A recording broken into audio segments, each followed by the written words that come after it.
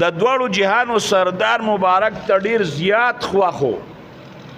خلکو به ورته زید ابن محمد وی زید د محمد صلی الله علیه و آله وسلم زوی ډیر ورته ګرانو بیا ته الله پاک منع وکړه زید ابن محمد به ورته نه وای مینه ورسره زیاته وه نو اسامه رضی الله عنه دا د زید رضی الله عنه زوی هغه سره هم ډیره مینه وه په یو پتون په یو اړخ کې په غېږ کې به د دواړو جهانو سردار مبارک سره حسین رضی الله عنه نو په پتون په بل غېږ کې به ورسره اسامه رضی الله عنه یو ورځ اسامه رضی الله عنه ورسره په غېږ کې د ماشومانو پوزه راوبېږي که نه نو پاک پیغمبر مبارک وله په خپلو لاس باندې پوزه پاکوله عایشې رضی الله عنها ورته وایي د الله رسوله زه به ورله پاکه کړمه وایي عایشې اسامه سره مینه کوه وایي زه ورسره مینه کوم مینه ورسره کوم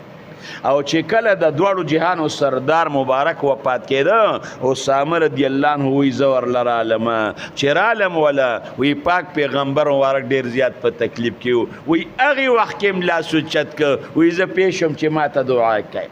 ډیره مینه ورسره نو دغه خلک وی چې یاره سپارش به اسامه رضی الله عنه کوي ځکه د رسول الله مبارک ورسره مینه ده او د ده ورسره مینه دی به سپارش کوي